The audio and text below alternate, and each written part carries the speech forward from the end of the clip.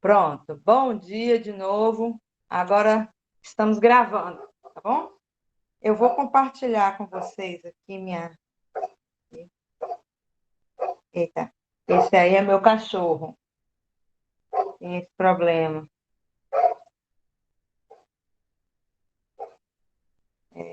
A vida de trabalho remoto é triste.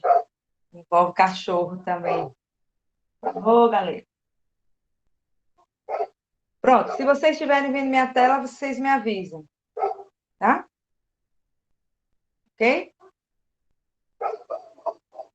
Joia? Só um minutinho, viu, gente? Eu vou pedir alguém para prender o cachorro, senão a gente não vai conseguir ter aula.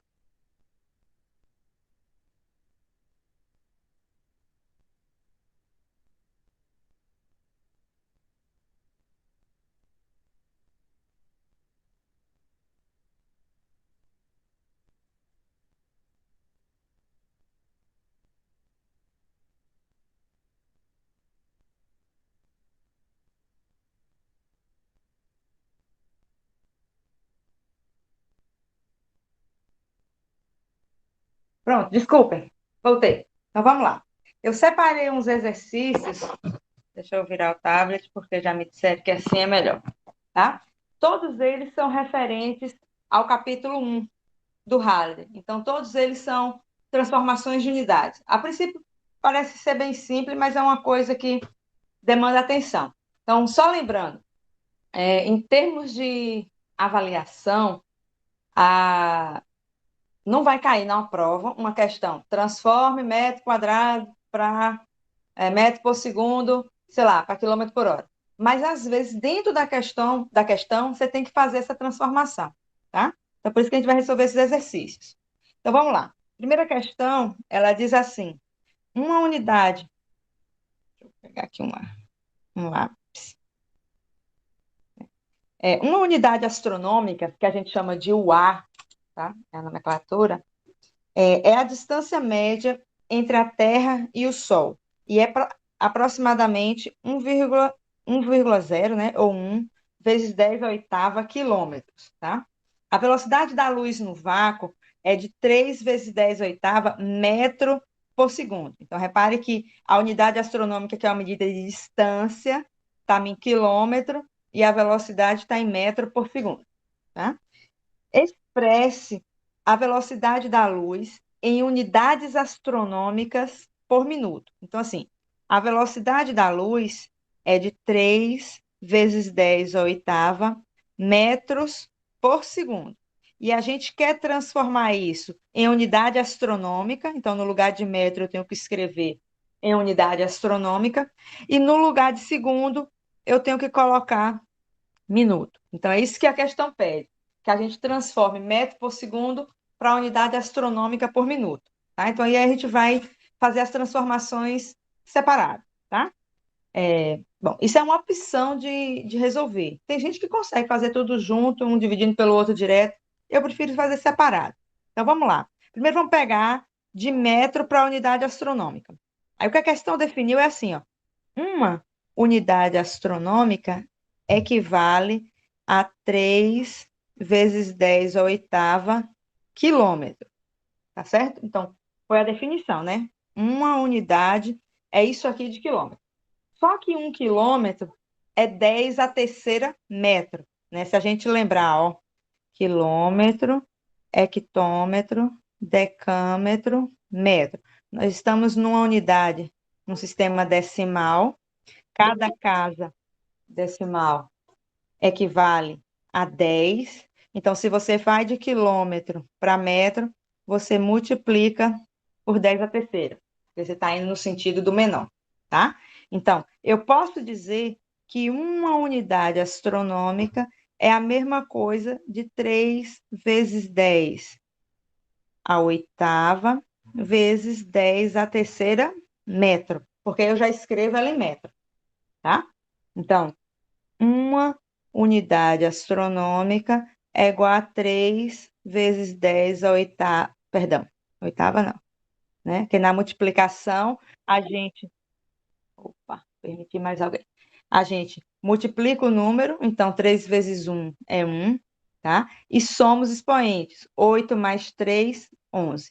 Então, pronto. Eu já sei transformar de unidade, já sei qual é a relação de uma unidade astronômica para um metro, tá certo? Então, a gente já sabe fazer isso, beleza? Então, essa é a relação entre unidade astronômica e metro. Agora, vamos lembrar de minuto, tá? Vou botar uma divisão aqui só para a gente mencionar. Então, a gente já sabe assim, ó, 1 minuto equivale a 60 segundos. Então, essa é a relação entre minuto e segundo. Pronto, uma vez que eu sei a relação entre as grandezas, aí eu consigo transformar fácil, tá? Porque eu preciso transformar, ó, 3 vezes 10 oitava metro, tá aqui, tá? Em, cadê? Ai, perdi a ponteira da caneta aqui. Então, eu preciso transformar 3 vezes 10 oitava metro para a unidade astronômica e 1 segundo, porque aqui é como se fosse um, ó. É isso aqui de metro dividido. Peraí, que alguém falou no chat aqui. Deixa eu abrir o chat. Tá. Dividido por 1 segundo. Então, eu tenho que transformar 1 segundo em minuto e 3 vezes 10 oitava metro em uma unidade astronômica, em unidades astronômicas, na verdade. Então, é isso que eu vou fazer, tá? É isso que eu vou fazer. Eu só fiz uma coisa errada aqui que vocês não me chamaram a atenção. A questão está dizendo assim, ó, uma unidade astronômica é 1 vezes 10 oitava. E eu botei 3 aqui, ó. Vocês não me chamaram a atenção e eu só vim perceber agora. Então, na verdade, aqui é 1. O 3 é o valor da velocidade, tá? Então, só porque eu errei. Então, beleza. Agora vamos transformar. Então, eu sei que uma unidade astronômica. Opa, uma unidade astronômica é 1 vezes 10 a 11 metros. Aí eu quero saber como é que é 3 vezes 10 oitava metro. Então, 3 vezes 10 oitava metros é x unidade astronômica. É uma regra de 3 simples, tá? Então, x, que é o valor que eu quero, né? É igual, é igual a 3 vezes 10 oitava, dividido por 1 vezes 10 a 11. Ou seja, aí é uma divisão. Na divisão, a gente divide os números e subtrai os expoentes. Então, 2 vezes 10 a menos 3 unidades astronômicas. Então, eu saí de metro e transformei em unidade astronômica. Então, a primeira parte do que a questão precisa já foi feita. Agora, a gente tem que transformar 1 segundo para minuto, tá? Então, aí vai de novo. 1 minuto equivale a 60 segundos. Então, 1 segundo vai valer x minutos. Portanto, x é igual, né? Faz produto dos meios pelos extremos, 1 sobre 60, deixa eu escrever 60 direito, minutos, tá? Eu não aconselho fazer essa divisão aqui, tá certo? Por quê? Porque não é uma divisão exata. Então, deixa as divisões para ser feitas no final, porque você faz um arredondamento final, tá? Então, pronto. Eu já transformei de metro para unidade astronômica, já transformei de segundo para minuto. Agora eu posso escrever a velocidade dividindo uma coisa pela outra. Então, Professora, oi, sobe ali, por favor, rapidinho. diga. É, Onde eu errei? abaixa mais um pouquinho. Oi, 3. De onde surgiu esse 2 aí? 2 vezes 10 a oitava. da minha Eu acho, cabeça. é, Da minha cabeça. Obrigada, Leonardo. nada. É 3. Valeu. Eita, ainda bem que é 3. Dá uma divisão exata agora. Valeu. Então, eu tinha assim, ó, 3 vezes 10 oitava metro por segundo. Aí, 3 vezes 10 oitava metro, como o Leonardo me chamou a atenção, é a mesma coisa de 3 vezes 10 a menos 3, unidade astronômica. Já transformei. E 1 segundo é a mesma coisa de 1 sobre 60 minutos. Pronto. Aí agora a gente fica, conserva a primeira, e inverte, menos 3, né? E multiplica pelo inverso da segunda. Isso para sair em unidade astronômica por minuto. Às vezes é bom até botar um colchete assim, ó, para separar o que é unidade do que é amplitude, né? Então, essa velocidade é igual a 3 vezes 60, 180 vezes 10 a menos 3 unidade astronômica por minuto. Aí vem aquela pergunta que me fizeram na última aula. Se deixar a resposta assim, tá certo, Socorro? Errado não tá, mas não tá correto, porque a notação científica, esse número da mantissa aqui, ó, ele tem que ser escrito entre 1 e 10, em 9, na verdade, 9,9, né? Então, para ele ser escrito em notação científica correta, ele número teria que andar 2 casas para a esquerda. Quando você diminui 2 casas embaixo, você aumenta 2 casas em cima. Então, esse número aqui seria 1,8 vezes 10 a menos 3. Como você diminuiu 2 casas embaixo, você aumenta 2 casas em cima. Ou seja, esse número é 1,8 vezes 10 a menos 1 unidades astronômicas por minuto. Então, essa seria a resposta final mais correta. Essa aqui seria aceitável, mas ela não está matematicamente correta, tá? Então, assim, as questões que envolvem transformações de unidades, elas são chatas. Eu fiz bem devagarzinho aqui, mas tem gente que faz, quando pega a manha, faz bem rapidinho. Fala assim, de metro para unidade, são 3 casas de diferença. Aí já faz voltando na cabeça direto. Eu não consigo, tá? Então, eu faço bem devagar.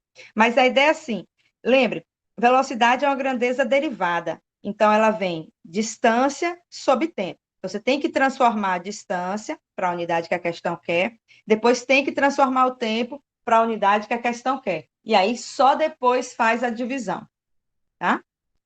Então, assim, é trabalhoso mesmo, principalmente quando envolve unidades que a gente não está mais diretamente acostumado a trabalhar. Por exemplo, unidade astronômica é um pessoal da área de astrofísica, né? Eles já têm as notações na cabeça. Esse 10 oitava, eles trabalham constantemente. A gente não tem esse hábito. E aqui tem uma transformação dupla, porque a unidade astronômica está definida em função de quilômetro, e a questão deu velocidade em metro. Então, você tem que transformar, né, de metro para quilômetro, de quilômetro para a unidade astronômica. Tá? Por isso que eu preferi fazer separado aqui. Mas, enfim, é gosto do freguês. E quanto ao final, essa resposta, volto a dizer, não está errada, porque esse número, 180 vezes 10 a menos 3, é igual a 1,8 vezes 10 a menos 1. O número é o mesmo, mas a escrita de notação correta é essa aqui, ó, tá? Porque a mantissa tem que estar entre 1 menor do que 10. Ok? Então vamos lá, né? Seguindo aí. Se alguém tiver dúvida, vai falando, tá? Se não estiver falando, eu vou adiantando para dar tempo para a gente responder as 7 questões que eu tinha pensado. Então vamos lá. Uma pessoa que esteja em dieta pode perder 2,3 quilos por semana. Então, isso é unidade de massa, isso é unidade de tempo, né? Então, massa e tempo, tá? Expresse a taxa de perda de massa em miligrama por segundo. Então, taxa, primeiro, o que é essa taxa, né? Taxa é a perda, é o peso, é a massa perdida. Eu vou botar peso, mas a definição de peso é diferente, é força. Então, é a massa perdida pelo tempo que a pessoa levou para perder. Tá? Então, a taxa que a questão deu para a gente foi de 2,3 quilos para cada semana. Né? Ou seja, são 2,3 quilos em uma semana. Se alguém preferir botar assim para ficar no juízo. Então, o que a gente tem que fazer?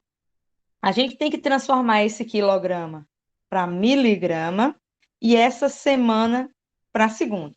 Aí a gente tem que ver qual é a grandeza de conversão. Tá? Então, vamos fazer de novo, devagar. Vou começar pela massa. Tá?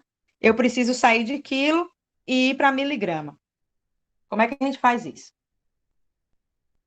Opa, perdi meu áudio, às vezes está falhando, né? Então, ainda bem que eu estou me ouvindo aqui. Qualquer coisa, vocês me avisem. Então, como é que eu faço para sair de quilo para miligrama? Aí vamos lembrar, ó. Quilo, hectagrama, decagrama, grama, centigrama, decigrama. Peraí que eu escrevi errado aqui. Decagrama é DAG. Decigrama, centigrama, miligrama. É o mesmo sistema decimal, só que sai de metro e bota grama, tá? Então, é decimal. Então, vamos lá. Para eu sair de quilo, 1, 2, 3, 4, 5, 6. É um sistema decimal, então cada casa vale 10.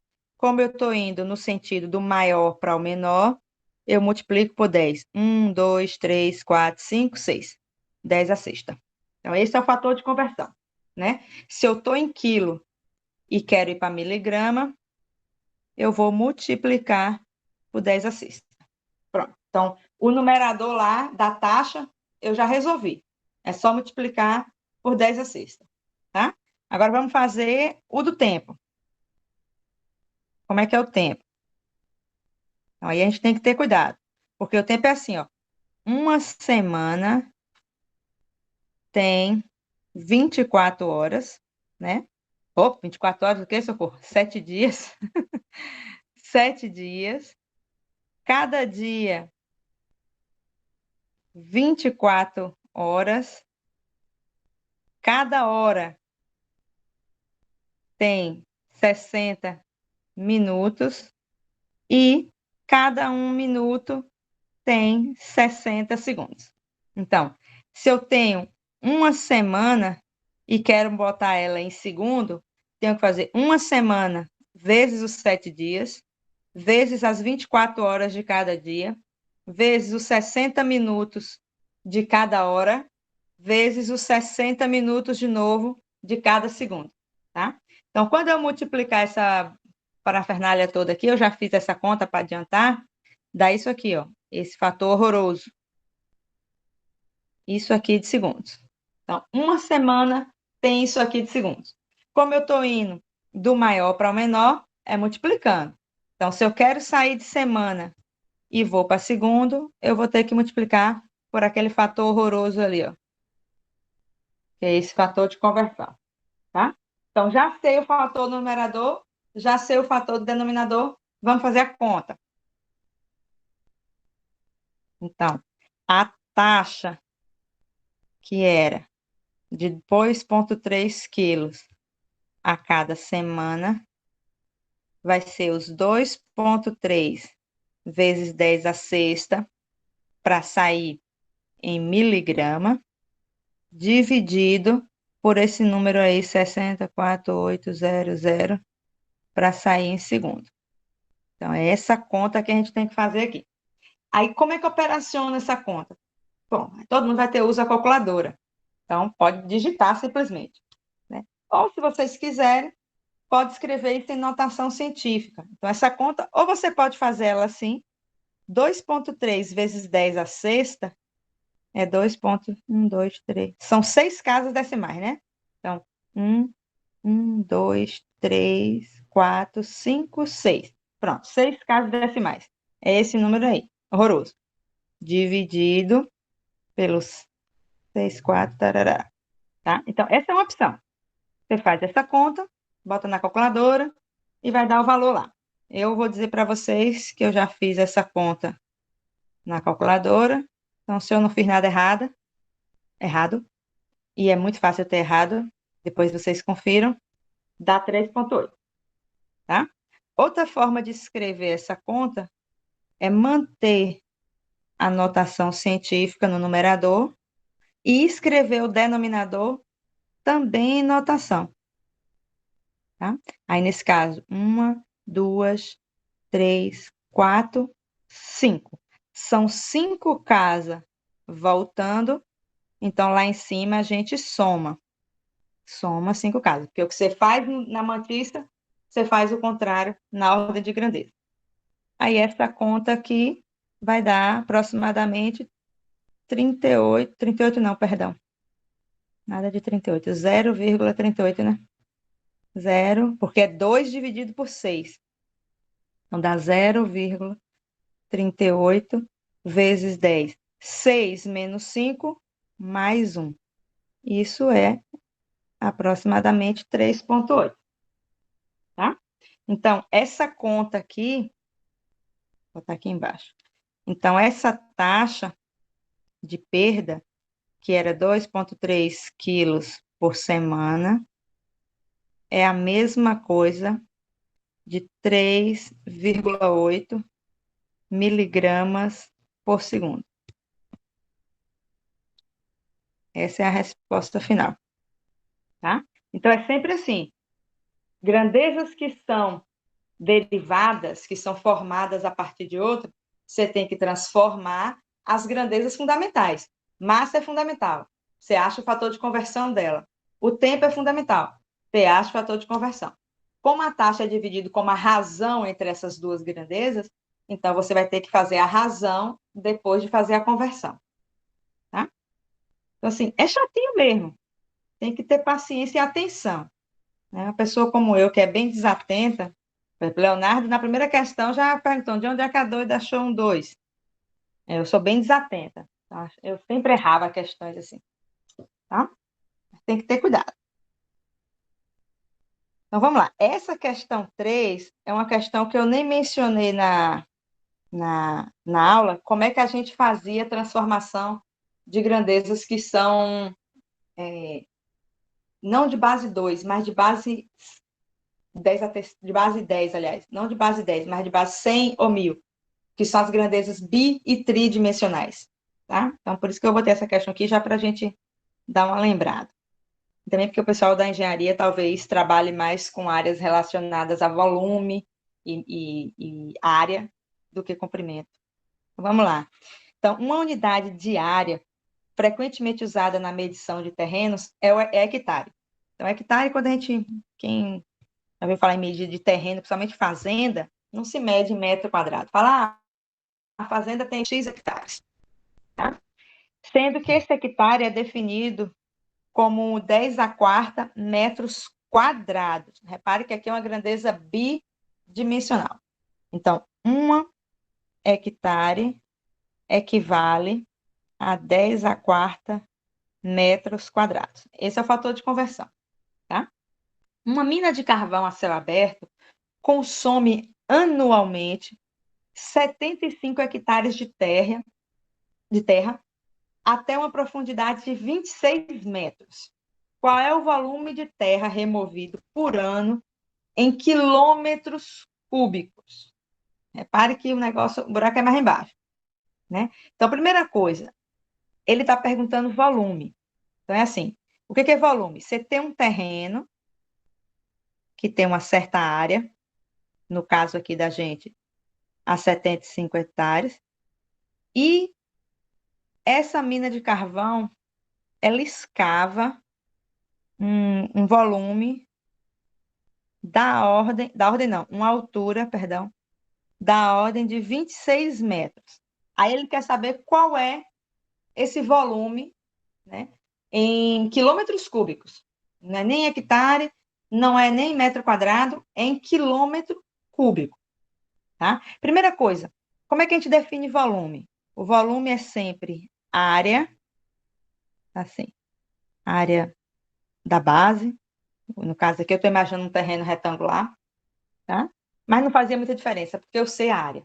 Ela está dada em hectare. Então, pode ser qualquer formato, não importa.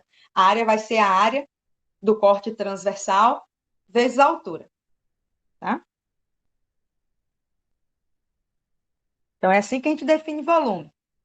Então, se eu souber escrever essa área da base, que é o de 75 hectares, em quilômetros cúbicos, e se eu souber escrever essa altura, que é 26 metros, perdão, a área é quilômetro quadrado, né? Que é a área. E se eu souber escrever a altura, que é 26 metros, em quilômetro, aí eu consigo definir o volume em quilômetro cúbico, porque o volume vai ser essa área da base, que é quilômetro quadrado, vezes a altura, que é quilômetro. Quadrado com 1 dá o quilômetro cúbico, que é a definição de volume. Tá? Então, a ideia é escreva a área em quilômetro quadrado, escreva a altura em quilômetro, porque automaticamente o volume vai sair em quilômetro cúbico. Bom, aí agora que a gente vai ter que ter o cuidado. Como é que a gente... Cortou de novo. Voltei. Então, como é que eu vou escrever esses 75 metros quadrados, perdão, 75 hectares em quilômetro quadrado? Porque o fator de conversão que a questão me deu está em metro. Então, eu vou fazer por parte. Primeiro eu transformo de hectare para metro quadrado, depois de metro quadrado para quilômetro quadrado, tá? Então, vou fazer devagarzinho, né? Então, vamos lá. Então, uma hectare é 10 a quarta metros quadrados. Portanto, 75 hectares é 75 vezes 10 a quarta metros quadrados. Então, já transformei para metro. Se a questão tivesse pedido em metro cúbico, era só eu multiplicar pelo 26, que é a altura, e ir embora. Mas como está em quilômetro, agora vamos transformar para quilômetro. Aí, para transformar para quilômetro, eu só chamo a atenção que é assim, ó. É quilômetro, hectômetro, decâmetro e metro. Se fosse medida de comprimento unidimensional, cada casa valia 10, né? Mas como é medida de área, então cada casa vai valer 10 ao quadrado, ou seja, é 100, porque são duas dimensões, 10 ao quadrado. Então, para sair de quilômetro quadrado e ir para metro quadrado, a gente vai ficar 10. Vamos somar 2 mais 2, 4, mais 2, 6. Eu vou multiplicar por 10 a sexta, beleza? Então, estou aqui, né? Em 75 metros quadrados. Então, a área, que é de 75 vezes 10 a quarta metro. Opa, falei o contrário, né, gente? Eu tenho que sair de metro para volume, para quilômetro. O professor hoje está doida. E vocês nem me avisam. É voltando, socorro. Então, se é voltando, a casa é negativa. 10 a menos 6. Então, vou multiplicar isso por 10 vezes 10 a menos 6 para sair em quilômetro quadrado. Então, a área é igual a 75 vezes 10 a menos 2 quilômetros quadrados. Mais 4 menos 6, menos 2. Vou colocar aqui em vermelho para na hora que vocês forem estudar, vocês lembrarem. Isso aqui é mais 4 menos 6, por isso que dá menos 2. Então, essa é a área em quilômetro quadrado, tá? A altura é mais fácil de fazer, porque a altura é de 26 metros. Vixe, área e altura têm a mesma letra. Vou botar área e altura. Então, a altura é 26 metros. Aí, de novo, vamos lembrar: quilômetro, hectômetro, decâmetro e metro. Aqui é uma dimensão só.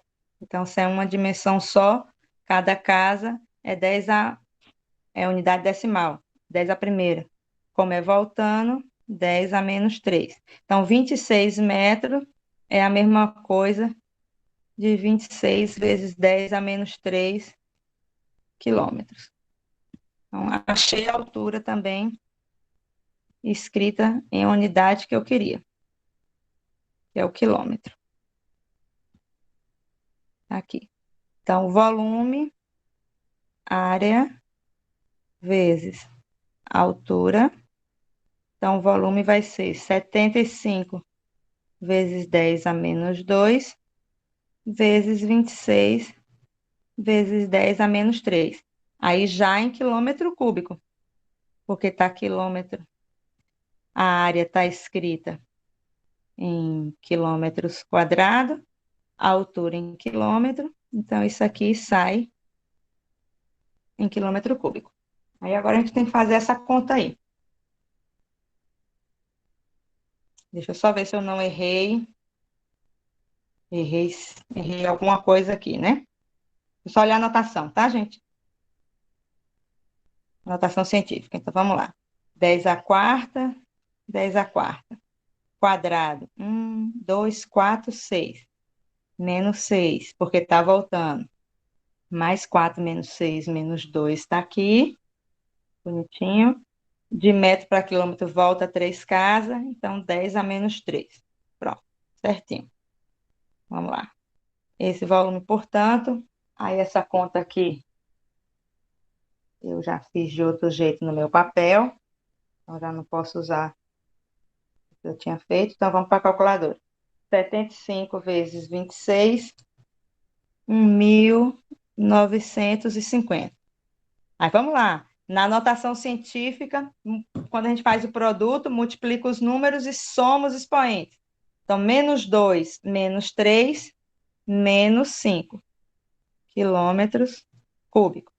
Essa resposta estaria errada, Socorro? Não, mas ela não estaria correta, porque a notação científica aqui, o número de baixo tinha que estar escrito em número entre 1 e 10. Então, eu teria que voltar 3 casas aqui. Quando eu volto 3 casas aqui, eu somo 3 casas lá em cima. Então, ao fazer isso, o meu volume em notação científica correta é 1,95 vezes 10 a menos 2 quilômetros cúbicos. Esse é o volume do terreno. Se você estivesse que construir, por exemplo, uma barragem, pessoal da engenharia, é o que dava para colocar de água dentro dessa mina de carvão, do buraco dessa mina, que sobrou dessa mina de carvão. Tá?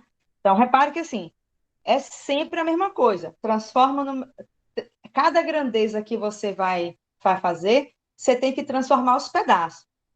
Se quiser fazer tudo de uma vez, também pode fazer. Tá? Cada um tem um jeito diferente de responder. Eu preferi fazer assim. Mas no meu papel, por exemplo, já está de outro jeito. Tá? Só tem que ter cuidado aí na atenção das notações. Vamos lá, vou para a quarta. Ninguém está fazendo pergunta. Vamos embora.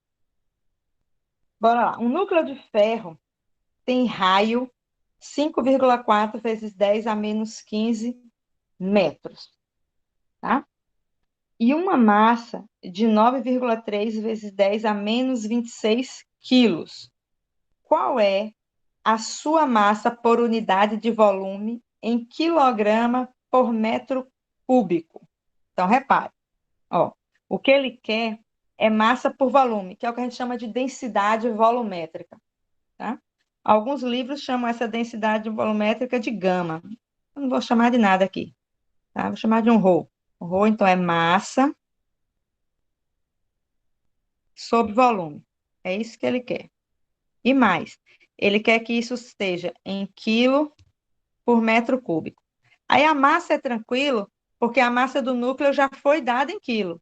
9 vezes 10 a ter 9,3 vezes 10 a menos 26 quilos. Então, massa. A massa já está resolvida. Já está em quilo, que é a unidade que a questão está pedindo a densidade. Falta a gente achar o volume. Tá? Então, assim, o núcleo de um ferro, a gente vai imaginar ele como sendo uma esfera concêntrica. Tá? Então, o núcleo de um átomo é como se fosse uma esfera. É uma esfera. Aí, para quem não lembra, o volume de uma esfera, ele é definido como 4/3 de π raio ao cubo. Esse aqui é o volume de uma esfera. Quem não está se lembrando de expressões de figuras regulares, é bom dar uma revisada, tá? Porque a gente vai precisar muito por aqui. Então, coisas do tipo assim, área, né? Que a gente tem que lembrar. Então, área de quadrado é medida do lado ao quadrado. Área do retângulo é a base vezes a altura, né? O que mais? Trapézio é outra figura que a gente vai usar muito, cálculo de área. Cálculo trapézio, a gente tem base maior, base menor, altura. Então, a área de um trapézio é base maior mais base menor vezes a altura sobre 2. Quando a gente tem um triângulo que tem base e uma altura, então a área de um triângulo é base vezes altura sobre 2, né? Círculo, a área de um círculo que tem um raio R, a área de círculo é πr ao quadrado. Então, isso aqui são medidas de área. Aliás, expressões de área. De volume, deixa eu ver se eu lembro alguns, viu, gente? Também não deu tudo na cabeça, não. Mas isso é tabelada, besteira. Então, se tiver, por exemplo, um cubo tem todos os lados iguais, né? Então, volume de cubo é o lado ao cubo, né? Se for um paralelepípedo ou qualquer outra figura, é sempre a área da base vezes a altura. Então, volume é a área da base vezes a altura. Por que que eu estou colocando essa expressão geral? Porque, por exemplo, se for um tetraedro, a base do tetraedro é um triângulo. Aí é a área do triângulo vezes a altura. Se for um paralelepípedo, é a base, que é um retângulo, vezes a altura. E assim vai. Isso aqui é a expressão geral de volume. Área da base, ou área do corte transversal, vezes a altura. E no caso da esfera, a esfera, deixa eu botar uma coisa assim para dar uma ideia de volume. O volume de uma esfera é esse aí, 4 terços de πr ao cubo. Tá? Deixa eu ver se tem mais. Ah, o cilindro. O cilindro é um volume interessante, porque a área da base de um cilindro é um círculo vezes a altura. Então, vai ser a área da base, que é πr ao quadrado, vezes a altura h, que é a altura de um cilindro. Né? E aqui é uma medida do raio. Tá? Então, bom, só uma revisão aí. Então, no caso da gente aqui, ó, para eu achar a densidade desse núcleo de ferro, eu preciso dividir o volume do núcleo, perdão, que eu já sei, que é em quilo, não preciso transformar nada, pelo volume dele. Aí eu preciso achar quem é o volume do núcleo. Então, o volume do núcleo é 4 terços de π, o raio dele, cadê o raio que ele deu? Aqui, ó, 5,4 vezes 10 a menos 15 ao cubo. Aqui já vai sair em metro cúbico, porque a unidade do raio já está em metro. Então, não vou precisar fazer transformação. Eu só precisava calcular mesmo a área o volume, perdão, do núcleo. Então, esse volume aqui vai ser 4 terços. Vou usar a definição de π como sendo 3,14. Tá? Isso aqui é uma definição minha. É claro que o número π ele tem mais unidades decimais, mas 2 casas aqui é o suficiente para o que a gente faz. Tá? Então, 3,14. E esse número aqui é que eu queria chamar a atenção, por isso que eu botei essa questão. Como é que faz a potência de notação científica? Tá? Que é isso aqui que você está fazendo. Você está pegando um número em notação e elevando a um expoente 3 aqui, elevando ao cubo. Tá? Então, como é que faz essa notação? A gente eleva o número normal, como a gente elevaria 2 ao quadrado, 2 ao cubo, enfim. E o expoente você multiplica. Então, 5,4 ao cubo, eu vou colocar o valor aqui que eu já botei em calculadora, é isso aqui. Tá? Vezes 10. Aí aqui você multiplica, vai ficar menos 15, vou botar em vermelho, para lembrar só o que, é que a gente fez. Então, menos 15 vezes 3, ou seja, menos 45. Então, tenham cuidado, tá? Em notação científica, a potência é feita.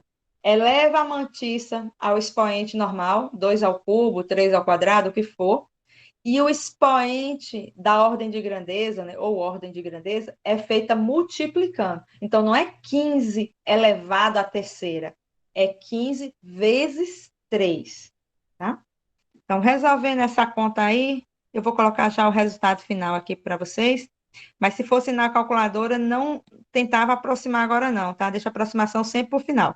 Então, 6, vou colocar já o valor aqui, tá? Que eu já fiz essa conta.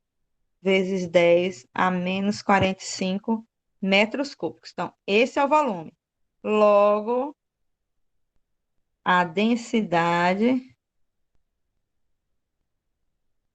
será, então, A densidade, que é massa sobre volume, é a massa de 9,3 vezes 10 a menos 26, né?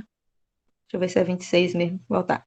Menos 26 quilo, para estar aí já em quilo, dividido pelo volume, que é essa parafernália toda aí, ó. 25 vezes 10 a menos 45 metro cúbico. Aí já sai na unidade que a questão pediu. Quilograma por metro cúbico, tá? Essa conta eu já fiz e é assim, ó. 9 dividido por essa coisa horrorosa aí, que 600 e pouco, dá 0,0142. Digitei, coloquei na calculadora. 9,3 dividido por 654,25, tá? Então, divide os números e subtrai os expoentes. Vou colocar aqui de vermelho de novo.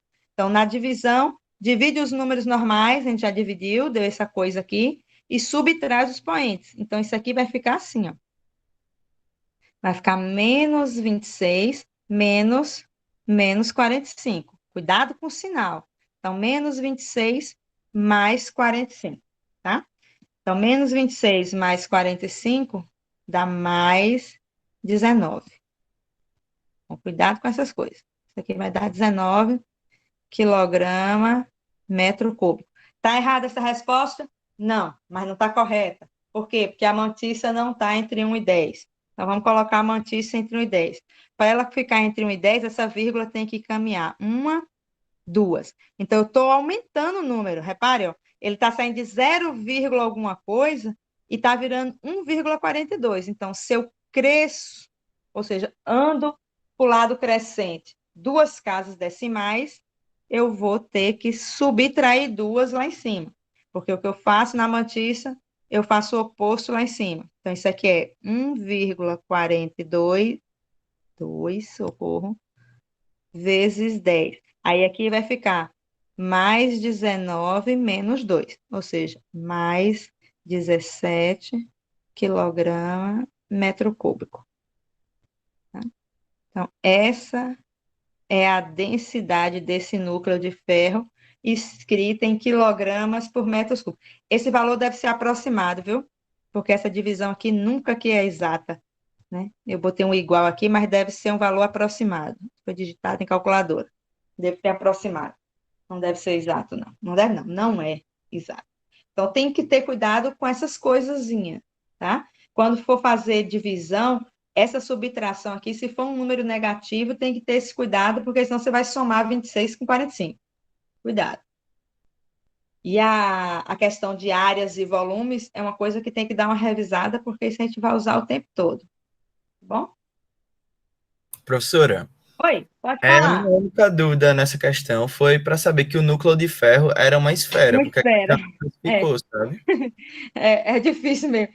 É porque, assim, quando a gente estuda o modelo atômico, né, que a gente considera um núcleo concêntrico feito de prótons e nêutrons. Aí vai falar assim, como é que você consegue manter um monte de próton no núcleo, né, junto aqui? É porque aqui existe uma força especial, que é a força nuclear forte, que mantém, que vence a força eletromagnética e mantém partículas de mesmo sinal unida. Quando você quebra essa força, você detona o núcleo e você gera processos que liberam energia altíssima, que é a fissão nuclear. E aí é usada para efeitos bélicos, né? E ao redor tem uma eletrosfera, que é onde os elétrons ficam, e aí eles não estão parados, mas eles estão girando em órbitas bem definidas. Quanto mais próximo ao núcleo você tem maior atração dessa força nuclear, dessa força eletrostática, porque o núcleo é positivo. Quanto mais você afasta do núcleo, você tem menos ação da força eletromagnética, porque está mais distante do núcleo, e a força eletromagnética, vocês vão ver que ela varia com o inverso do quadrado da distância, tá? Então, assim, eu sei que é uma esfera, porque o modelo atômico aceito hoje é isso, o núcleo de um átomo é um núcleo concêntrico. Eu estou falando de elétrons, de prótons e nêutrons aí, mas são as partículas atômicas. Tem as subpartículas também, hadrons, pósons, bósons, tá? Mas para efeito de geometria, porque a gente precisa de uma geometria aqui, né? Para calcular o volume, eu tenho que saber a geometria. Aí eu considero que o núcleo de um átomo é um círculo, é uma esfera concêntrica, juntinha lá dentro, com a eletrosfera ao redor, girando em camadas, que varia de energia. E para passar de uma energia a outra, de uma camada para outra dessa, você tem um ganho ou uma perda de energia. Depende se você está indo de uma camada menos energética para uma mais energética, aí você absorve energia e quando você volta, você libera essa energia. Essa liberação de energia, quando você salta de uma camada eletrônica para outra, explica, por exemplo, o efeito fotoelétrico, né? Que é o efeito, por exemplo, que quando um átomo decai, né, de uma camada mais externa para uma camada mais interna, ele libera energia que pode ser, por exemplo, em forma de luz, tá? Que é o princípio do funcionamento, por exemplo, dos lasers que a gente usa, né? Você obriga o elétron a ir para uma camada mais energética, mas essa camada mais energética aqui, ela não é mais estável. A gente diz que é um estado metaestável. Aí, como ele não vai ficar ali muito tempo, porque não é o estado de equilíbrio, o mínimo de energia não está localizado ali, ele tende a voltar. Quando ele volta, ele libera uma energia na forma de luz, que é bem coerente, que é o caso do laser. Ele é bem coerente. Mas, assim, Leonardo, a gente assume que é uma esfera. Tá? Se fosse uma questão que tivesse mais estudos detalhados de núcleo atômico, aí ela ia dizer qual é o formato que você consideraria o núcleo. Mas se ela não disse, é uma esfera concêntrica. Tá Tá? certo, professora. Obrigado, viu? Nada. Disponha. Essa parte é bem legal. Essa parte de núcleos atômicos, decaimentos nucleares.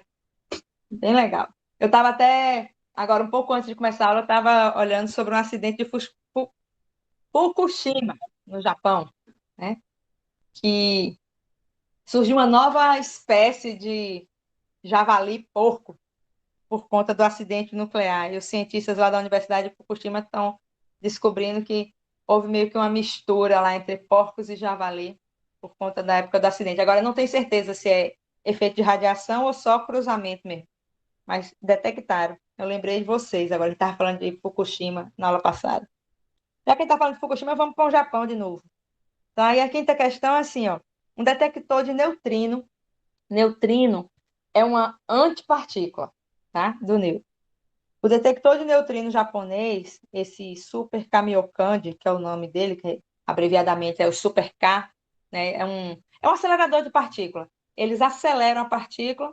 Aí o que acontece? Você não consegue detectar uma partícula dessa olhando para ela, porque a gente não tem nem equipamento para isso. Aí o que você faz? Você acelera a partícula, porque quando você acelera, você dá energia a ela. Então você vê esses efeitos de quando ela salta de níveis mais ou menos energéticos. Então, o que os aceleradores fazem, na verdade, é fornecer energia para que você observe efeitos dessas subpartículas atômicas. Aí, se você observar o efeito, é porque a subpartícula ela existe. É mais ou menos assim que você faz a detecção dessas subpartículas, tipo o bóson de Higgs foi descoberto há pouquíssimo tempo pelo acelerador de partículas, o maior acelerador de partículas do mundo, que é aquele acelerador de convênio na Europa, né? Um monte de países juntos, tá? Mas então, assim, essa subpartícula como o bóson de Higgs, ela já foi prevista, teoricamente, há muito tempo atrás. Só que a gente não tem tecnologia. Aí entra o pessoal da área de engenharia de materiais também, né? Que é como produzir equipamentos com a tecnologia que a gente tem para detectar esses tipos de partículas. Existem várias outras partículas que são previstas teoricamente, mas ainda não foram observadas, porque a gente não consegue atingir velocidades próximas à da luz, para onde, né, nesses aceleradores, que é onde a gente começa a observar esses efeitos nesse tipo de partícula. Tá? Então, por isso que o acelerador ele é muito importante, porque graças a ele, de agora em diante, é possível, e eu acho que em breve vão ter outras subpartículas observadas, mas não é bem uma descoberta, porque elas já eram previstas teoricamente. Ah, Socorro, como é que prevê um negócio desse teoricamente? Existe uma teoria por trás da cosmologia de conservação de energia, que é um princípio mais fundamental da física, que independe se é relatividade, se é mecânica clássica, se é mecânica newtoniana ou quântica, tá? O princípio da conservação de energia é maior. Então, tudo aquilo que a gente não sabe ainda, quando a gente faz o balanço de energia do universo, epa, está faltando energia. De onde é que veio, né? Você tem a criação dos planetas, do universo, quando faz o balanço de energia, está faltando energia. Onde é que está essa energia? Porque a gente não sabe ainda direito, a gente chama de matéria escura, porque a gente ainda não identificou. Aí, aos poucos, a gente vai identificando essas partículas que são previstas teoricamente quando você faz esse balanço de energia. E aí tem um mundo, um universo de coisa para descobrir. Tá? Então, o acelerador, o bóson era um mais famoso, porque ele já tinha sido previsto mais tempo, mas é uma partícula mais fácil, porque ela tem uma velocidade relativamente menor quando comparada a outras partículas, subpartículas, que ainda estão por ser descobertas. Então, tem uma infinidade de coisas aí que, nessa área que ainda está por se descobrir. Sim, mas esse cara aqui é um detector de neutrino. Então, ele é específico, é um acelerador que é capaz de enxergar neutrino. Tá? Socorro, e a aplicação disso? Né, antes de falar da questão. A aplicação é N. Uma delas é a bélica. Né? Então, o projeto Manhattan permitiu a construção da bomba atômica, que foi uma desgraça humanitária, mas é o princípio de funcionamento, por exemplo, das usinas nucleares. Né? Então, a detecção dessas subpartículas, dos efeitos que elas podem gerar, tem sim aplicações tecnológicas importantes. Raio-X foi descoberto assim. A radioatividade, que é uma coisa extremamente. Quando a gente fala em radioatividade, a gente sempre tem a ideia de coisa perigosa, mas é graças a ela que a gente tem vários tratamentos de câncer, por exemplo. Tá? Então, quanto mais domínio a gente tiver nessa área, a gente consegue ter mais controle, por exemplo, como é que uma radiação pode ir lá e detonar uma célula cancerígena sem estragar o tecido saudável ao redor. E aí diminuir, por exemplo, efeitos colaterais em tratamento radioquímico. Tá? Então, por isso que é importante esses aceleradores. Tá. Então, o detector de neutrino japonês, que é esse Super K, é um cilindro transparente, cheio de água ultrapura. Água ultrapura é água destilada, tá? Água destilada que tem... essa questão eu peguei agora eu fiquei na dúvida. Eu acho que ela é do Tipler, tá? Mas, assim, quando você fala água ultrapura, você está querendo dizer em água destilada. É água sem nenhum sal mineral. Aí, essa água, ela tem uma densidade de 10 a terceira quilos por metro cúbico. O que é que significa? Que 1 metro cúbico da água, tá? Se você pegar uma caixa de 1 metro cúbico, ou seja, 1 metro de largura, 1 metro de comprimento e 1 metro de altura, um cubo de 1 metro de lado, vai ter 1.000 quilos de água lá dentro. É isso que quer dizer. Tá? Então, a água ultra pura, ela tem uma densidade de 1 quilograma, 1.000 quilogramas por metro cúbico. Tá bom? Socorro, não tem na questão. Não tem, beleza. Se fosse uma questão de avaliação, eu teria que informar qual era a densidade. Tá? Mas, assim, é meio consenso que a água, a densidade da água pura é como se fosse uma grandeza universal. É uma dessas grandezas que você tem que ter no juízo. Tá? Você tem que saber. Mas, óbvio, é evidente que não é uma coisa obrigatória. Mas você acaba decorando porque você usa muito. Mas é isso. É água ultra pura, é isso. É água destilada, sem sal. Essa água que a gente tem, que recebe em casa, ela tem sais minerais, ela tem flúor, porque a nossa agência sanitária coloca flúor na água. Tem material, sais que eu falo de tratamento de água, cloro, tá? Então, ela não é uma água. A densidade dela não é esse valor. Mas, enfim, o detector lá de neutrino é água destilada. E por que esses caras têm que ter água destilada?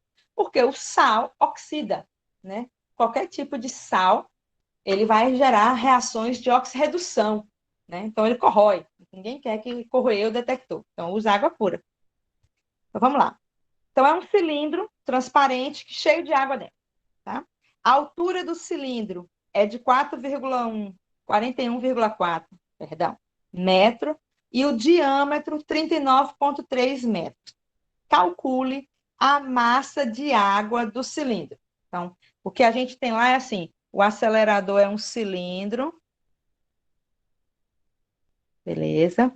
A altura desse cilindro, 41,4 metros, e o diâmetro, deixa eu traçar essa coisa separada aqui, o diâmetro é de 39,3 metros, tá?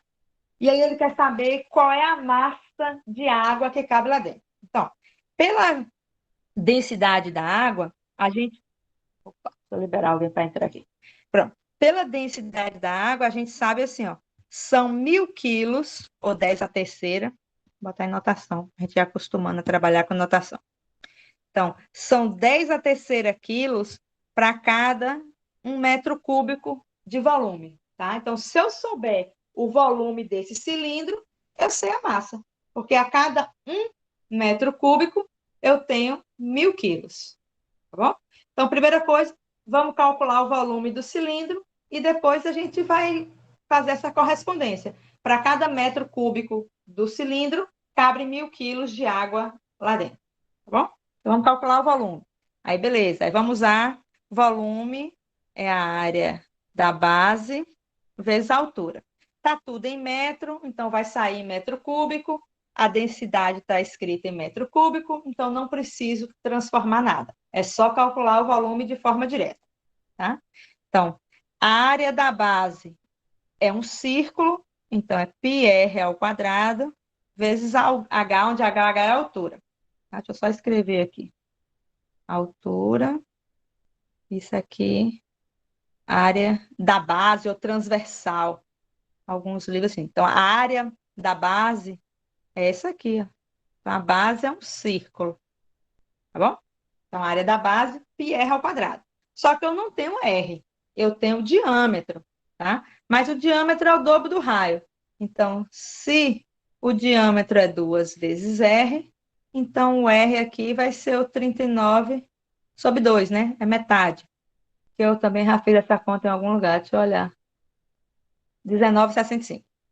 Bom, 19,65 metros. É o valor do raio, tá? Então, feito isso, a gente só substitui agora. Então, π, de novo, vou usar π aqui, aproximadamente 3,14. É uma aproximação. Então, se é uma aproximação, meu volume já vai ser algo aproximado, porque eu não estou usando todas as casas decimais do π. O R, 19,65 ao quadrado, e a altura do cilindro, 41,4. Então, esse volume aí, para olhar aqui, viu? 5219,84. Foi isso aqui que eu achei. Depois vocês conferem essas, volume é metro cúbico, né? Vocês conferem essas contas, que às vezes eu faço isso nas madrugadas da vida, e isso é a chance de erro é grande. Então, beleza. Vou escrever isso aqui em notação, tá? Precisava escrever em notação, socorro? Não. Mas eu vou escrever porque a ideia aqui é treinar a notação. Então, vou escrever, tá?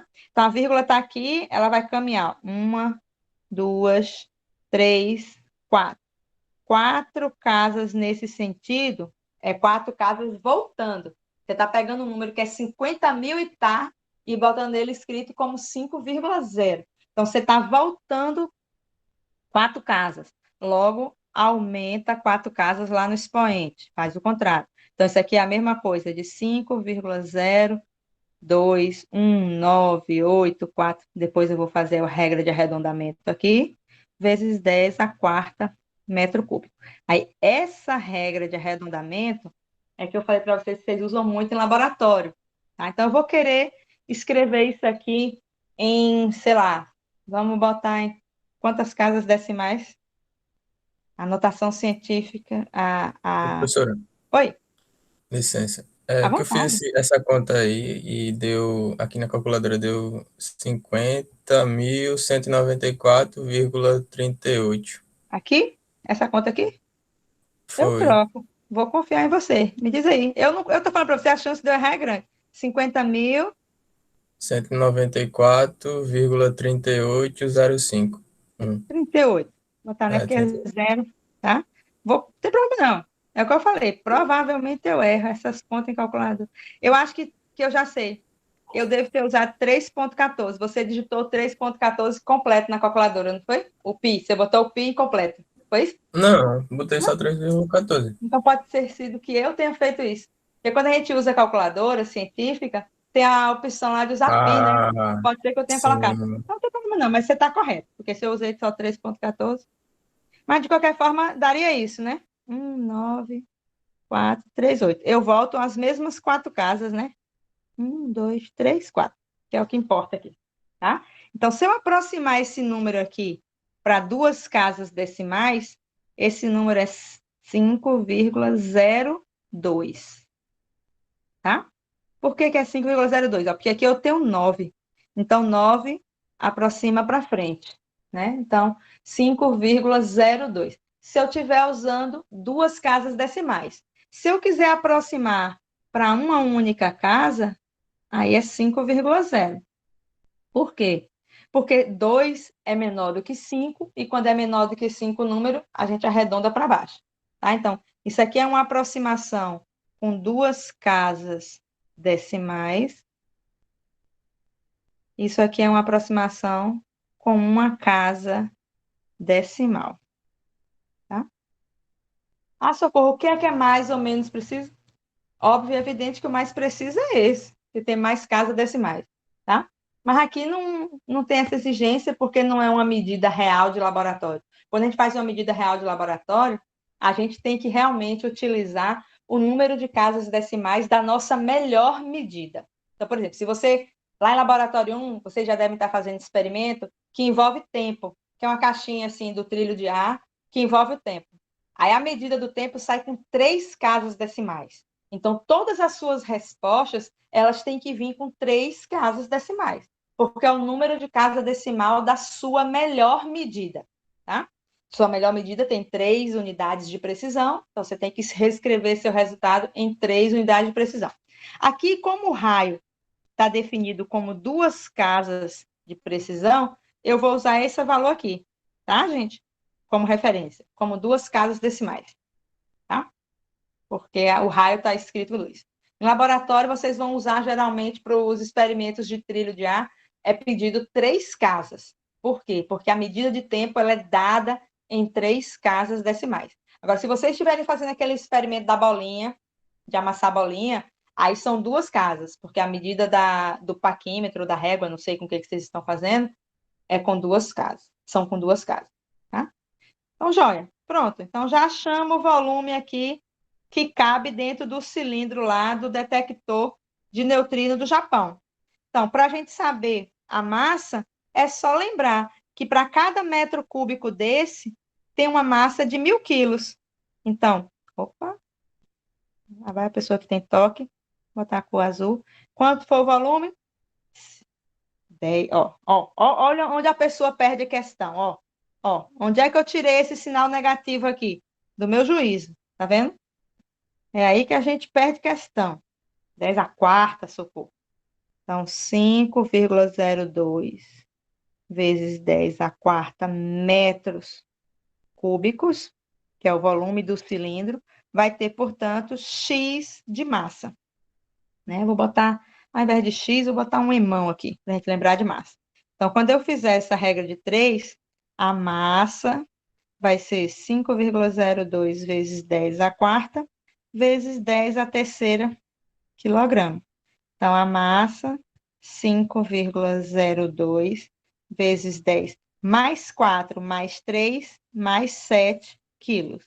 Então, essa é a massa que cabe dentro do detector de neutrino Super K, a massa de água, né? Então, já fizemos a primeira parte. Calcule a massa de água do cilindro. A gente já calculou. A massa de água que cabe no cilindro é 5. Vou de novo colocar esse valor aproximado, viu, gente? Porque como o 3π eu não sei o que é que eu usei, eu deve ser aproximado. Tá? Pronto, achamos a massa. Aí ele pergunta o seguinte: isso coincide com a alegação colocada no site do Supercar de que o detector usa 50.000 toneladas de água? Ou seja, o que ele está perguntando é assim, esse valor que você achou aqui, esse valor de, sei lá, essa massa toda aqui, isso aqui equivale a 50.000 toneladas? Vamos ver? Ó, 1 tonelada é igual a 1.000 quilos, né? 50.000 toneladas, que é o que ele diz que tem no site lá do Supercar, vai ser, 50 mil vezes 10 a terceira. Isso é quilo, né? Isso é a mesma coisa de 5 vezes 10. Vamos ver quantas casas? Botando em notação. Uma, duas, três, quatro. Então, se eu volto quatro casas aqui, eu somo 4 casas lá em cima. Mais 3 com mais 4, mais 7. Então, isso aqui é a massa que está escrito no site do acelerador. A massa que a gente achou, 5,02 vezes 10 a 7. Então, essas duas coisas coincidem, essas duas coisas aqui são iguais, bem próximos, né? Se a gente usasse a aproximação de uma casa decimal, ó, ia ser exatamente a mesma coisa, né? Então, assim, os valores são bem próximos, não são exatamente iguais, mas a diferença é muito pequena, porque o que a gente achou em cálculo, que a gente fez no cálculo, é 5,02 vezes 10 a sétima quilo. O que está no site é 5,0 vezes 10 a sétima quilos. Então, a diferença aqui, ó, é uma diferença de 0,02. Agora, aqui tem que ter um cuidado, né? Vamos ver se essa diferença é realmente pequena. Vou até botar um entre aspas. Porque vamos fazer a diferença? A diferença seria 5,02 vezes 10 a sétima menos 5,0 vezes 10 a sétima. Vamos ver se é isso? Então, 5,2 menos 5, 0,02. Mas na notação científica, a gente faz o quê? Conserva a potência, lembra? Na notação científica, quando a gente faz subtração, subtrai os números e conserva a potência. Esse número aqui, gente, é de 2 vezes 10. Vamos ver. Uma casa, duas casas. Se eu aumento duas aqui, diminuo duas lá em cima.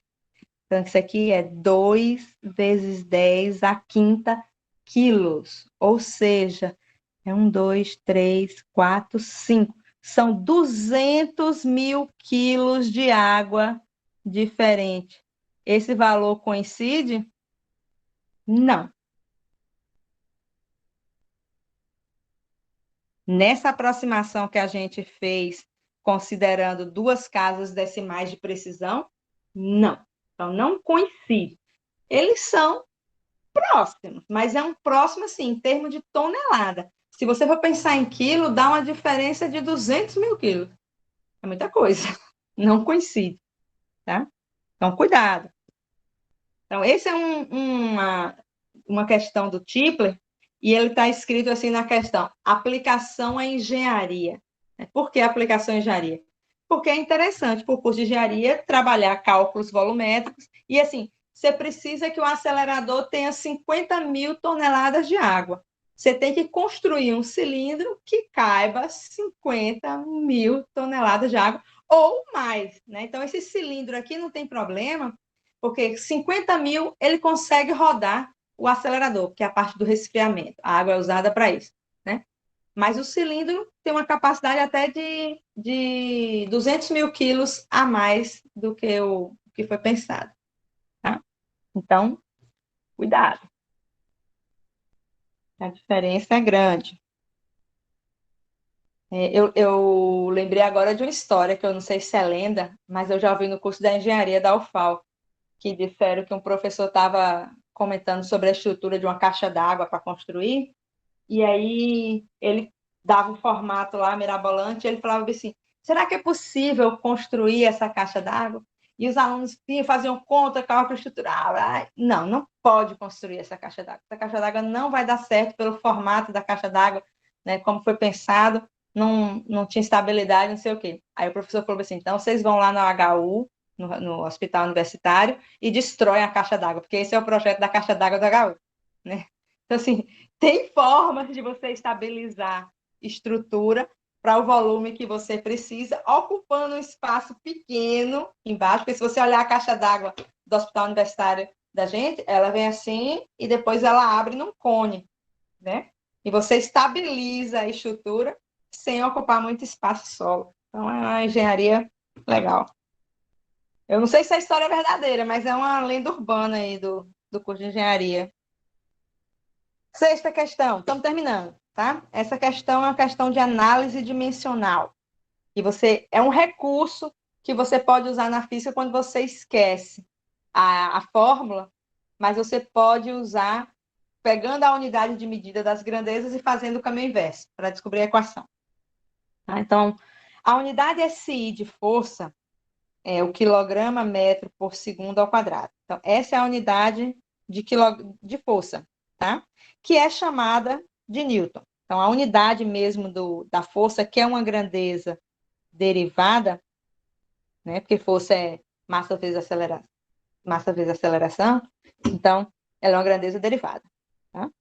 Então, na verdade, a unidade dela é quilograma, que é massa, metro por segundo ao quadrado, que é aceleração, que é outra grandeza derivada. Tá? Isso aqui, tudo, é o que a gente conhece como Newton. Tá?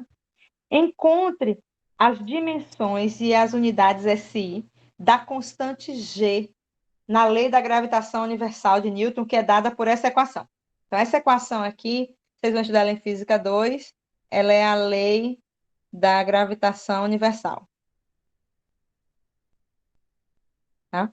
Que ela diz assim, a universal, estou sabendo nem escrever mais. Ela diz assim, a força de atração, a força gravitacional entre duas massas é diretamente proporcional ao valor dessas massas e inversamente proporcional ao quadrado da distância entre elas. Então, por exemplo, quando a gente faz a força de atração gravitacional entre Terra e Lua, a gente pega a massa da Terra, massa da Lua, ou seja, a força é proporcional a isso, mas é inversamente proporcional ao quadrado da distância que separa a Lua da Terra. Por isso que, por exemplo, corpos mais afastados têm pouca influência da força gravitacional, porque ela é inverso do quadrado da distância. Ok? Então, essa é a expressão de força da lei da gravitação universal. E aí, agora, o que ela quer, qual é a unidade da medida desse G, que é chamada constante universal? Ela tem um valor fixo, que é 6,67 vezes 10, a potência eu não lembro agora, mas é uma constante. Tá? Então, como é que a gente acha a dimensão dela? Então, repare, por essa expressão, a dimensão de força gravitacional é a dimensão da constante multiplicada pela dimensão da primeira massa, dimensão da segunda massa, dividido pela dimensão do vetor posição, distância, entre elas ao quadrado. Quando a gente coloca uma grandeza física em colchete, a gente está se referindo à dimensão daquela grandeza. Tá?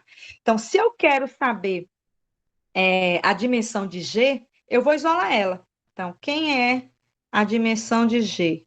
A dimensão de G vai ser F multiplicado, ou seja, a dimensão da força, multiplicado pela dimensão da distância ao quadrado, dividido por M1, dimensão da massa 1, dimensão da massa 2. Então, eu só fiz rearranjar a equação isolando a grandeza que eu quero, que é a constante gravitacional. Então, agora vamos substituir, tá? Quem é a dimensão de força? A dimensão de força é essa coisa toda. Quilograma, metro por segundo ao quadrado. Então, vou botar lá. Quilograma, metro por segundo ao quadrado. Qual é a dimensão de posição, de distância? Metro. Como é posição ao quadrado? Metro ao quadrado, tá? E no denominador, qual é a dimensão de massa? Quilograma. Como é a outra massa? Quilograma também, tá? Então, o que é que a gente tem aqui? Ó? As dimensões são quilograma, metro vezes metro quadrado, metro ao cúbico. Aqui entra a notação, tá vendo? Ó? Expoente 1 com expoente 2 multiplicado, soma, dividido por segundo ao quadrado, que vem lá da aceleração. E quilo com quilo, quilograma ao quadrado. Então, a dimensão da constante gravitacional vai ser, conserva a primeira fração e multiplica pelo inverso da segunda. Tá? Aí aqui a gente pode simplificar, que eu tenho um quilograma aqui e um quilograma quadrado do outro lado. Então, eu posso definir a dimensão em unidades do SI, a dimensão da constante gravitacional, como sendo metro cúbico dividido quilograma sobre um só segundo ao quadrado. Essa é a dimensão em unidades do SI para o G. Aí repara assim, socorro, por que no lugar de força eu não coloquei Newton? Porque Newton não é unidade do SI. Ele é unidade, aliás, ele é unidade do SI, mas não é unidade primitiva, é unidade derivada. O Newton não é uma daquelas 7 grandezas que a gente falou. As grandezas são massa, tempo, comprimento, intensidade luminosa, quantidade de matéria, que mais? Posição, e faltou uma. Candela é a intensidade, né? Faltou uma. Corrente, ampere, tá? Então, o Newton não é uma grandeza primitiva, ela é uma unidade derivada, tá? Então, por isso que a gente não pode escrever, porque a questão perguntou em unidade de SI. Então, isso é uma análise dimensional. Então, se você pegasse uma questão lá, que tivesse, o valor da constante gravitacional é 6,67 vezes 10 a menos, sei lá, não sei, viu, gente? Isso aqui eu não sei. Metro cúbico, quilograma, segundo quadrado. Então, você pode dizer que uma expressão para gravidade depende da posição ao cubo dividido pela massa pelo tempo ao quadrado. Então, você pode achar uma equação para a grandeza se você souber a unidade. Por isso que essas análises de dimensão são muito importantes em física. Tá? Você pode fazer o caminho inverso. Você pode ter o valor da constante e achar a dimensão, a expressão dela. Tá? A última questão de hoje também é algo parecido com isso, só que eu peguei de um assunto de física 1. Então, a magnitude de força F que uma mola exerce quando está distendida de uma distância x a partir de seu comprimento normal, comprimento normal é aquele comprimento que a mola não está nem esticada, nem comprimida, tá? É governada pela lei de Hooke, que é dada por essa expressão. Essa expressão ela está mais ou menos correta. Ela também é do livro do Toeplitz, mas a expressão correta da lei de Hooke, ela tem um sinal negativo na frente, tá? Essa aqui é a lei de Hooke, que é uma lei que a gente vai estudar na próximo módulo. Por que ela tem esse sinal negativo? Porque ela é uma força restauradora. O que é isso? Quando você estica uma mola, ou quando você aperta a mola, você comprime ela, ela tende a voltar para a posição inicial. Então, estica a mola de caderno e solta, ela volta para a posição inicial. Aperta uma mola de caderno e solta, ela volta à posição inicial.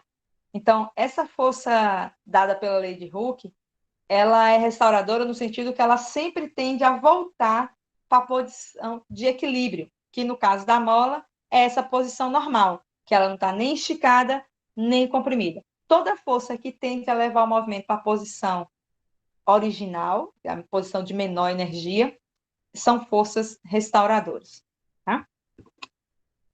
Então, aqui no caso, seria uma coisa assim, né? Pensando lá no laboratório, vocês também vão fazer. Então, a gente tem uma mola que está numa posição nem esticada nem comprimida, e aí você pode esticar essa mola de uma certa distância x. Quando você faz isso, aí surge uma força no sentido contrário, tentando levar a mola para a posição inicial, e é o que a gente chama de força elástica, tá? Aí o módulo dessa força elástica é dada por K vezes o módulo desse deslocamento. Isso é módulo, tá? Por isso que não tem o sinal. O sinal aqui indica o sentido da força.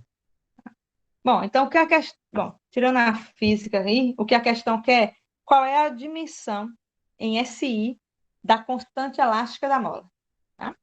Então, vamos lá. Então, a dimensão da força, vou botar só F, né? Acho que ele definiu só como F. É igual a dimensão de K, dimensão da posição, tá? Só que força, a dimensão de força é a dimensão de massa vezes a dimensão de aceleração, porque a gente tem que lembrar que força é massa pela aceleração, tá? Por quê? Porque a unidade é SI e Newton não é a unidade SI. Alguém pode falar assim, por que você não pegou lá em cima, na questão anterior ele já deu, tá? Mas eu não, suponho que eu não soubesse, só como é que eu iria fazer, tá? Então, a dimensão da constante K é dimensão, eu vou botar essa massa com letra maiúscula para não confundir com metro, tá, gente? Essa massa com letra maiúscula. Então, a dimensão de K é a dimensão de massa, a dimensão da aceleração, dividido por dimensão de posição, porque aqui ele considerou o deslocamento só unidimensional, ao longo do eixo X. Agora vamos substituir para a gente achar, tá?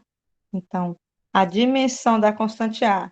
Qual é a dimensão de massa no SI? Quilo. Qual é a dimensão de aceleração? Metro por segundo ao quadrado. Qual é a dimensão de posição? Metro. Aí a gente vai fazer, conserva a primeira fração e divide pelo inverso da segunda, né? Inverso da segunda, cadê a segunda? 1 sobre m. Isso, né? Aqui. Pronto. Massa em cima, massa embaixo, a gente corta. Então, a dimensão em SI da constante elástica é quilograma por segundo ao quadrado.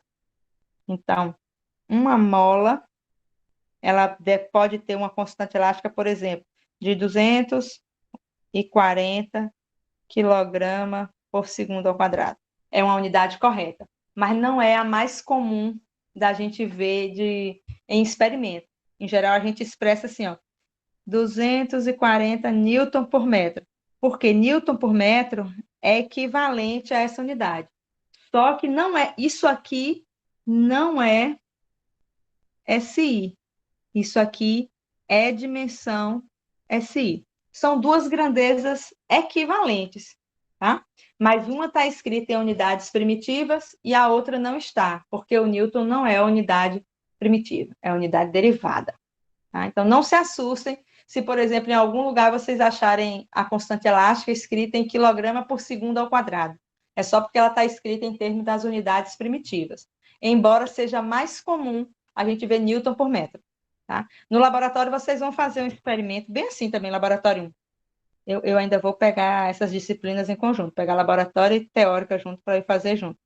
Mas a ideia é exatamente essa. Você pega uma mola e o experimento que vocês vão fazer é assim, ó. É um trilho desse jeito. Aí vocês vão aumentando o peso. À medida que vocês vão aumentando o peso, essa mola vai esticando. Aí você vai medindo esse X. Aí vocês vão construir um gráfico de força, que é o peso, em função desse X. Aí esse gráfico vai dar uma reta, né? Porque força não é kx, o módulo dela. Aí vocês vão achar uma reta. Aí quando vocês calcularem a inclinação dessa reta, essa inclinação aqui é exatamente a constante elástica. Só que lá no laboratório a gente diz que essa constante elástica é, sei lá, 40 newton metro, né? A gente expressa ela em newton por metro, por metro, por metro, tá? Mas não é a unidade correta no SI. A unidade correta é quilograma segundo ao quadrado. É como joule e caloria. Você não vai pegar um alimento e vai lá ver valor energético em joule. Geralmente está em caloria, mas no SI é joule. Tá? Se fosse para publicar um artigo na área de física, porque na área de saúde também é comum usar caloria, mas na área de física você ia ter que colocar em joule, transformar em joule, para sair em SI. Bom? Ok, eu tinha separado essas questões só. Deixa eu voltar aqui rapidinho. Como é que eu faço para fechar? Pronto.